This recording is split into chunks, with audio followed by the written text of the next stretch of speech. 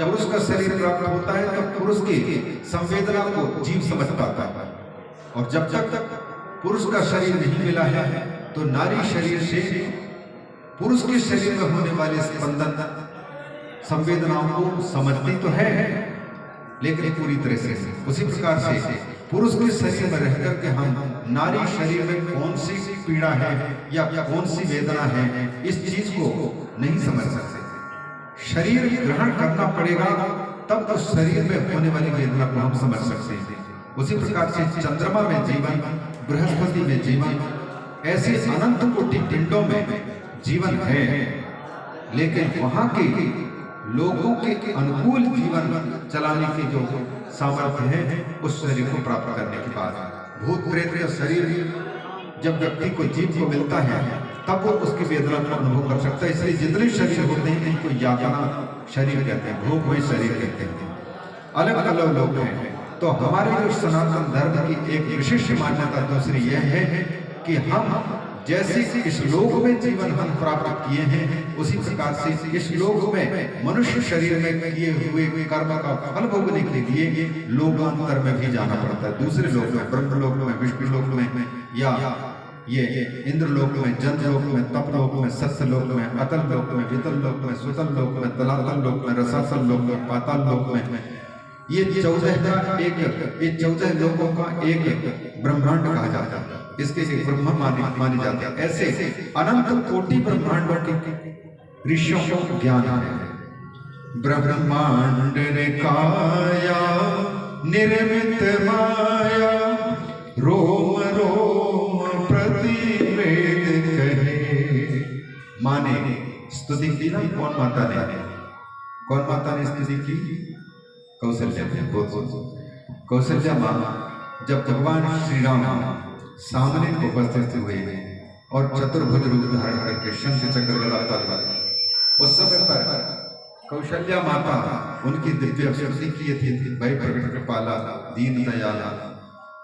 और उसमें माँ कहती है कि प्रभु, ज्ञानी लोग कहते हैं, शास्त्र की जानकारी रखने वाले लोग कहते हैं कि परमात्मा के एक एक रोम में अनंत करोड़ ब्रह्मांड समाये हुए हैं। एक ब्रह्मांड नहीं, ब्रह्मांड निकाया निर्मित माया, और वो सारे के सारे माया के द्वारा रचित ब्रह्मांड एक एक रोम में करोड़ों करोड़ों ब्रह्मांड, अनंत ब्रह्मांड है।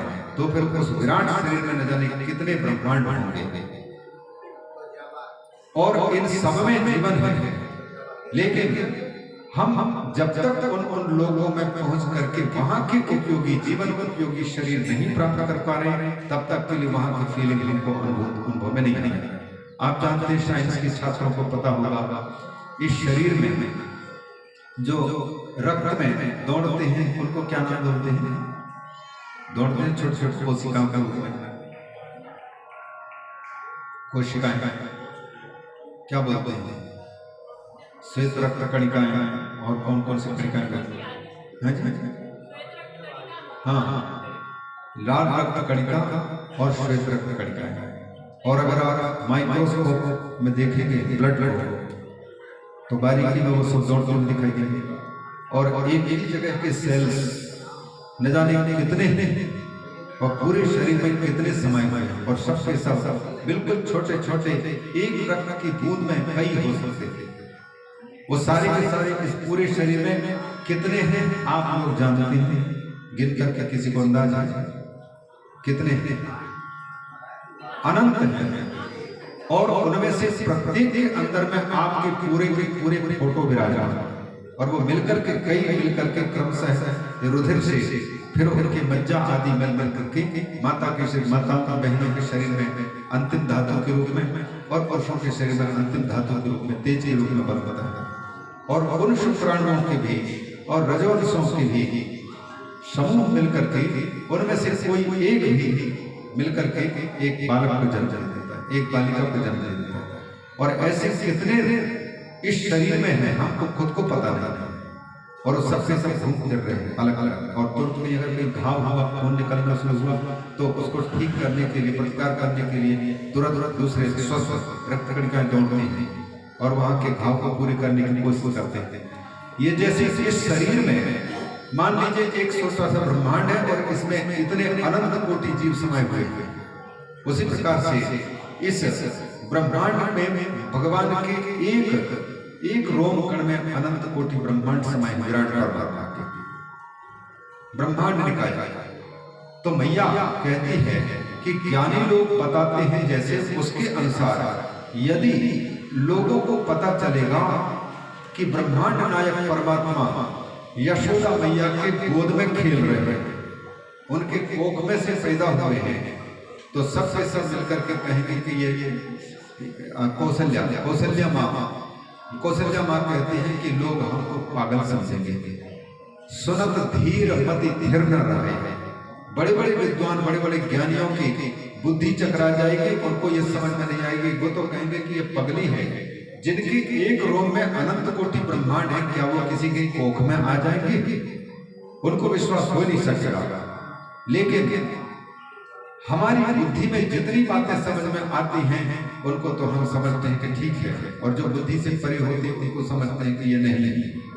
कौशल्या माँ कहती है कि प्रभु आप असंभव को संभव करने वाले हैं और इसीलिए समर्थ हैं।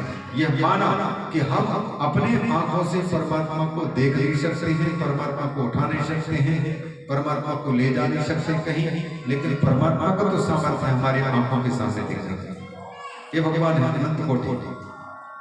तो इस शरीर में हम ये कह रहे थे, दूसरे जो सनातन हिंदू परंपरा की मान्यता को दिखा रहे हैं कि वैशिष्ट क्या है सनातन हिंदू परंपरा के लोकांतरवाद। जैसे हम पुनर्जन्मवाद पर विश्वास करते हैं कि पहले हमारा जन्म हुआ था, बाद में भी हमारा जन्म होगा, कब तक जन्म होता रहेगा, जब तक कि हमारी मुक्ति न हो जाए। उसी प्रकार से लोकांतरवाद, और यह भी मानते हैं तीसरा कि कर्म हम जैसा करते हैं उसका फल हमको भोगना पड़ता है। ऐसा मानते कि नहीं मानते हर व्यक्ति? ये तीन प्रमुख मान्यताएं हमारी सनातन मान्यताएं हैं, और इस मान्यता को हम इसलिए स्वीकार करते हैं क्योंकि अगर इन तीन मान्यताओं को नहीं मानते तो हम पूरे के पूरे 100% जानवर ही नजर आएंगे। जानवर जब हम जन्मवाद को मानते हैं और कर्मवाद को मानते हैं, मतलब कर्म का फल हमको भोगना पड़ रहा है और आगे भी भोगना पड़ेगा, ऐसा जब स्वीकार करते हैं तो क्या हम गलत काम करने के रास्ते पर जाना पसंद करेंगे? जब हम सुनते हैं शास्त्रों के माध्यम से कि कुत्ता बना, पेड़ पौधा बना, इसको यह तकलीफ हुई है तो इनके कर्म का फल भोग रहे हैं, यह बात जब विश्वास करते हैं तो फिर किसी भी जीव को हम कभी सजा नहीं सकेंगे।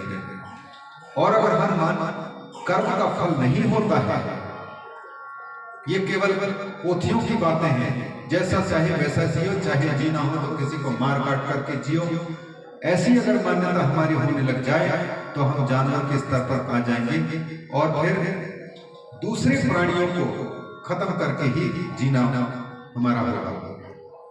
इसलिए जीव के हित के लिए हमारे शास्त्रों ने ये जन्मांतरवाद को, पुनर्जन्मवाद को, इसके साथ साथ में कर्म के फल को और लोकांतरवाद को स्वीकार किया है। हम जब ये मानते हैं कि हम गलत कर्म करते हैं तो हमको उसका फल भोगना पड़ता है, तो हम दूसरों को गलत दुखी नहीं करते, क्योंकि जो बीज बोते हैं उसी का फल हमको भोगना पड़ता है। तो नहीं वो करना, ये गलत रास्ते पर नहीं चलती, ये मानते हैं। तो इसमें हम ये पूछ रहे थे कि धर्म है, धर्म भारत की एक विशिष्ट पहचान है धर्म, वो भी सनातन धर्म। सनातन धर्म का मतलब जो धर्म कभी समाप्त नहीं हो सकता है, लुप्त हो सकता है, छिप सकता है, लेकिन समाप्त नहीं हो सकता। क्यों नहीं हो सकता?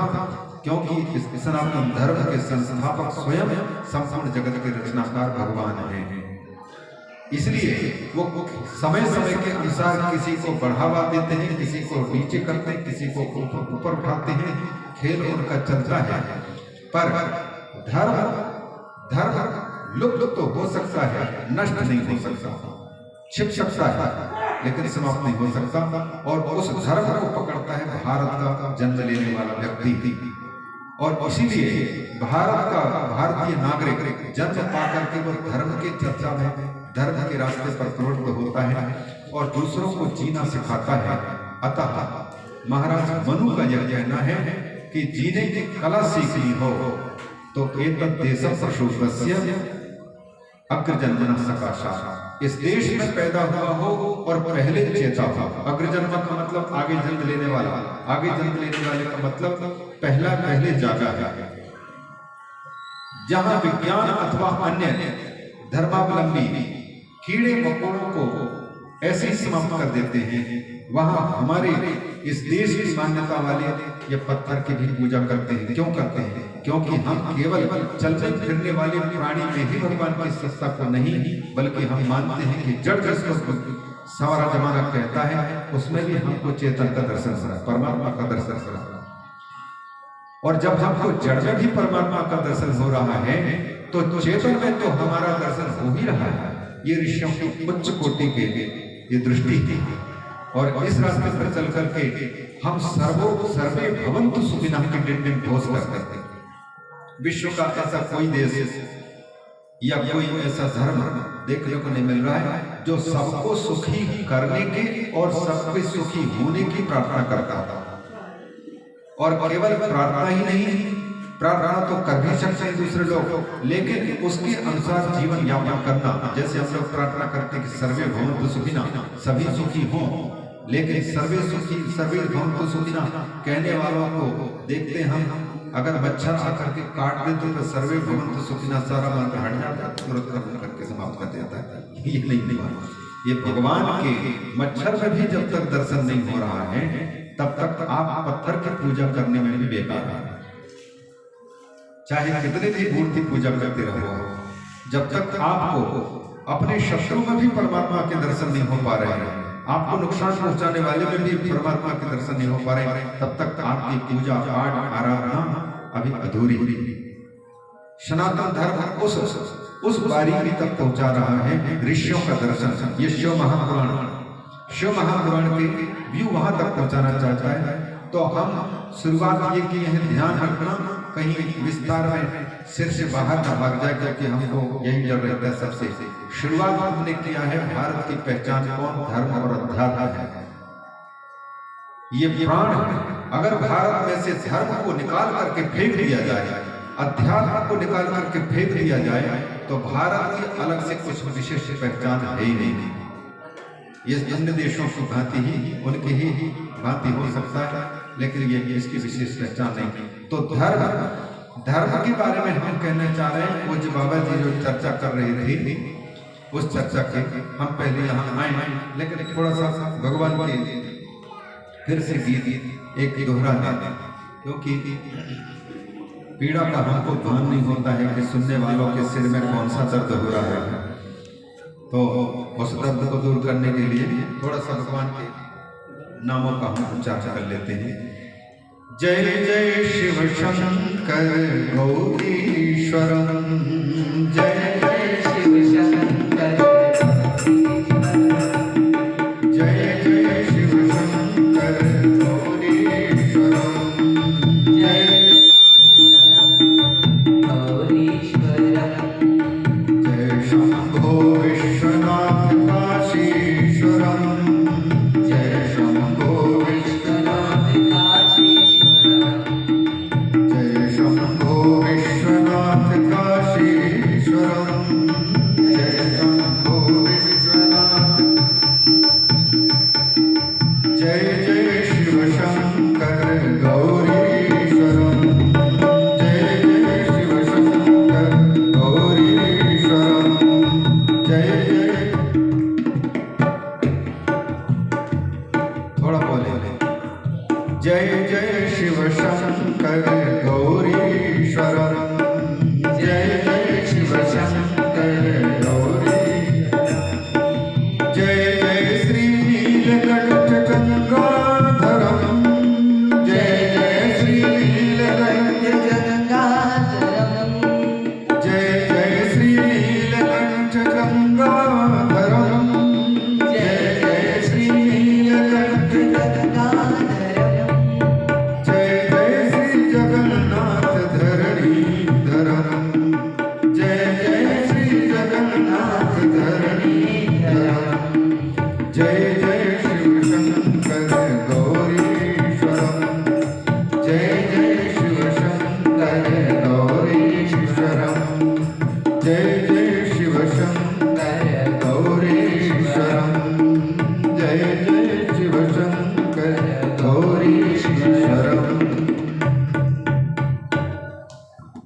जी चर्चा चला रहे थे, उसको हमने थोड़ा सा ये एक बात कहने के लिए प्रारंभ किया है। रत्नाकर डाकू की बात बता रहे थे। आप बताओ, धर्म की अभी चर्चा चल रही थी, सच बोलना धर्म है कि झूठ बोलना धर्म है? किसको धर्म समझेंगे? किसी की जिंदगी छीन लेना धर्म है कि किसी को जिंदगी दे देना धर्म है? किसी को जीने देने का अधिकार देना धर्म है कि किसी के जीने का हक छीन लेना धर्म है? कठिन है। धर्म किसको कहेंगे? भागवतकार धर्म उसको कहते हैं जिसको करने से हमारी मति क्रूरता का परित्याग कर दे और सब में भगवान विराजमान हैं, इस भावना से सबकी सेवा करने की इच्छा जाग जाए। भक्ति जिसको कहते हैं, बच सेवाया, जीव मात्र की सेवा करने की इच्छा जाग जाए, जो कर्म करने से उस कर्म को धर्म कहते हैं। भागवत की शब्दावली, इसमें कोई शर्त नहीं रखा कि तुम झूठ बोलो कि सच बोलो, कि तुम किसी को मारो कि किसी को लूटो, चाहे कुछ भी करो।